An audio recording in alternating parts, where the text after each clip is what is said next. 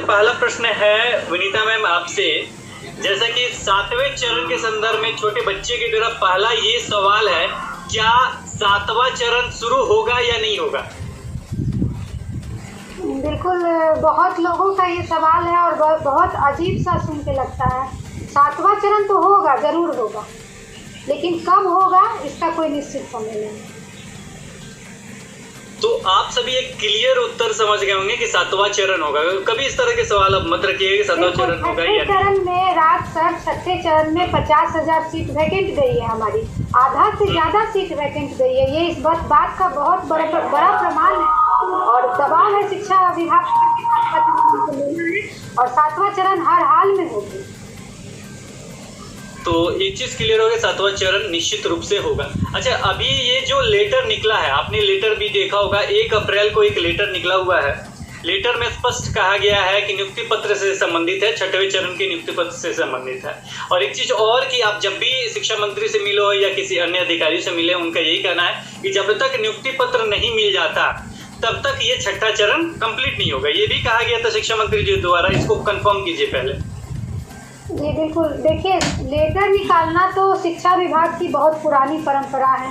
एक लेटर और एक पेपर, दोनों में बहाली हो या नहीं हो, कुछ भी हो या नहीं हो, वो लेटर और पेपर उनका कंटिन्यू रहता है। 2017 से हम देख रहे हैं। अभी जो एक लेटर आई है, वो लेटर जो हमारा 6ठा चरण का चौथा चक्र जो विशेष चक्र हुआ था, उसको जांच जो प्रक्रिया बीटेड सीटेड जो जांच करके लेना था, उसको जांच करने के लिए वो लेटर निकाला गया कि वो जांच आपका कहाँ तक पूरा हुआ, सभी जिला अपना अपना फीडबैक दें और पुराने भी जो लोग बचे हुए हैं वो भी फीडबैक दें कि जांच कहाँ तक पूरा हुआ है।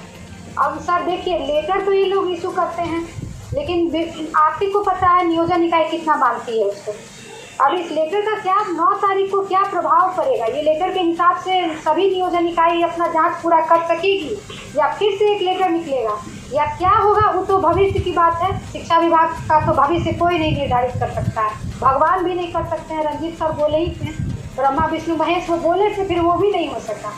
तो पता ही है कि शिक्षा विभाग क्या है, लेकिन हम लोग ये उम्मीद कर सकते हैं कि अगर 9 तारीख तक उस लेटर के हिसाब से अगर सभी नियोजन इकाई बीटेड सीटेड का सर्टिफिकेट जाँच कर ली तो नियुक्ति पत्र के लिए 9 तारीख के बाद लेटर इश्यू हो सकता है। अब नियुक्ति पत्र के लेटर में वो नियुक्ति पत्र आपका 15 अप्रैल को देंगे कि 25 अप्रैल को देंगे कि वो कब देंगे, ये समय सीमा निर्धारित और कितना समय देंगे नियुक्ति पत्र बांटने के लिए सभी नियोजन इकाई को, ये सब तो अब सरकार और विभाग ही तय करेगी और ये सब पता चलेगा 9 तारीख के बाद। और उस लेटर का सिर्फ इतना ही मतलब है कि नियोजन इकाई बीटेड सीटेड का सर्टिफिकेट जाँच कर पाई कि नहीं कर पाई, वो फीडबैक है उसका और वो फीडबैक उधर से आएगा।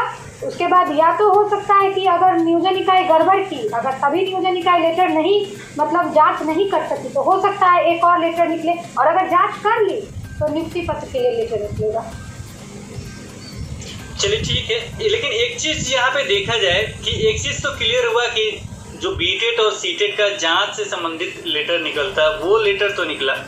अब एक ही चीज है कि आपका जो भी नियुक्ति पत्र है उसी से संबंधित लेटर निकलना है। जहाँ तक वो 9 तारीख तक अगर ये क्लियर कर लेते हैं 9 तारीख तक बीटेड, देखिए ज़्यादा संख्या नहीं है, अगर देखा जाए तो ज़्यादा संख्या नहीं है। ज़्यादा संख्या होता तो अलग बात था, लेकिन बहुत कम 3000 के समथिंग में बहुत ज़्यादा चुने गए होंगे।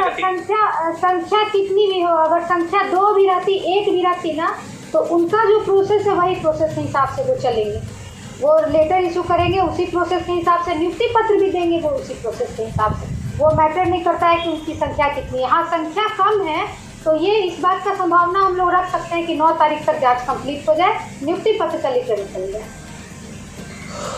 हाँ, ये संभावना इसलिए जरूरी है। और दूसरा चीज हम लोग को ज्यादा पॉजिटिव रहना चाहिए, निश्चित रूप से क्यों नहीं हो सकता है। देखिए यहाँ पे एक चीज और हम कहना चाहेंगे कि अगर नियुक्ति पत्र निकलवाना है, देखिए अगर वो नहीं भी चाहते, अगर फिर भी निकलवाना है, सभी को दिलवाना है, तो पहला इसमें कार्य उन लोगों को भी जोड़ना होगा जो जिन्हें नियुक्ति पत्र लेना है। जैसे में जो विशेष चक्र में चयनित हुए हैं उनको भी ले जाना बहुत जरूरी है, क्योंकि उन्हें तो नियुक्ति पत्र हम लोग रात सर रणनीति बनाए हैं और उन लोगों को कॉल करके हम पर्सनली बोले हैं कि आप लोग को 8 तारीख को हर हाल में सचिवालय आना है और वो लोग आएंगे और इसके लिए हम लोग सभी, हमारे टीम के भी सभी लोग पहुंचेंगे वहां पर। और सबसे पहले हम लोग नियुक्ति पत्र के लिए फोर्स करेंगे कि जल्दी से नियुक्ति पत्र का लेटर इशू किया जाए, ताकि 7वां चरण का सारा बाधा खत्म हो जाए। क्योंकि चरण स्टेप बाई स्टेप वहाँ काम होती है। आपके कहने से जब तक 6ठा चरण पूरा नहीं होगा, 7वें चरण के लिए वो लोग कहीं कोई स्टेटमेंट नहीं देने वाले हैं। शिक्षा विभाग अपने स्टेप बाई स्टेप काम करती है, आपके कहने से नहीं होगा। और जब तक नियुक्ति पत्र वो लोग नहीं देंगे, तब तक 7वें चरण के लिए वो लोग कुछ नहीं करेंगे। इतना सबको पता है, और नहीं पता है तो इस बात का पता आप लोग कर लीजिए। और 8 तारीख को हमने सबको बुलाया है और सब लोग आएंगे, हम पर्सनली बोले हैं और सब लोग आएंगे। और पूरा हमारा कोशिश है कि अप्रैल माह में 6ठा चरण कंप्लीट हो जाए हर हाल। 6ठा चरण कंप्लीट हो जाए, इसके लिए तो कार्य आपने जो किया है, जो फोन करके, अगर वो लोग निश्चित रूप से 8 तारीख को आते हैं तो निश्चित रूप से एक प्रभाव पड़ेगा और नियुक्ति पत्र उन्हें चाहिए। इसके लिए वो फाइट करते हैं, कोई डेट जरूर डिसाइड हो जाएगा। अच्छा, यहाँ पे हम ये भी जानना चाहेंगे कि आगे की आप सभी की रणनीति क्या है। जैसे एक लेटर निकला, लेटर के अनुसार ये बताया गया कि 9 तारीख तक सभी को बीटेट और सीटेट का जांच कर लेना है। सबसे पहले यही होता है, बीटेट सीटेट के आधार पर नियुक्ति पत्र दे दिया जाता है। इसके लिए पहला रणनीति आपने ये बताया कि मतलब 8 तारीख तक सभी को लेके जाएंगे आप वहाँ पे सचिवालय में, और नियुक्ति पत्र से संबंधित जो भी बातचीत होगा अलग मीटिंग। इसके अतिरिक्त और एक कौन से पत्र का लेटर इशू होगा? अभी तो लेटर नहीं निकला है, नियुक्ति पत्र डिसाइडेड नहीं है कि इतना तारीख को मिलेगा। जिस दिन वो डिसाइडेड हो जाएगा कि इतना तारीख को हम नियुक्ति पत्र दे रहे हैं, सभी जिला इतना तारीख को नियुक्ति पत्र बांट दे, जिस दिन ये डिसाइडेड हो जाएगा राज सर, हमारा रणनीति शुरू हो जाएगा। हमारा टीम बन चुका है, भावी प्रारंभिक शिक्षक संघ हमारा टीम भी बन चुका है।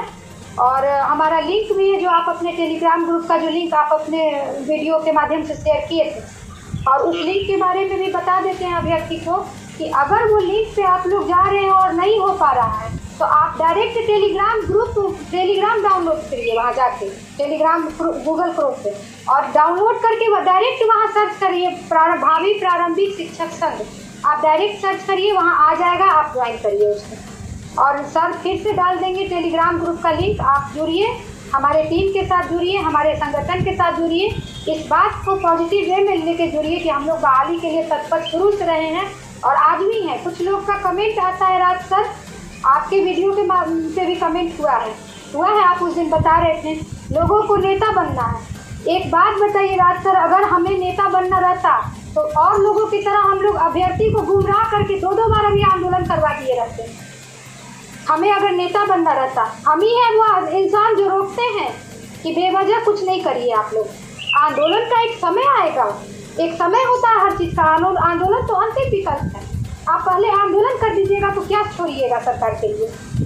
और इस तरह का कमेंट आता है कि लोगों को नेता बनना है। अगर हम लोग उस टाइप के लोग नहीं हैं कि हम लोग को नेता बनने के लिए, हाईलाइटेड होने के लिए हम किसी भी प्लेटफॉर्म की ज़रूरत नहीं है। परिचय की मोहताज नहीं है विनीता को पूरा बिहार जानता है। इस तरह का कमेंट आप लोग जो करते हैं कि नेता बनना है, अगर नेता बनना रहता तो हम लोग आंदोलन कर दिए रहते 2-2 बार।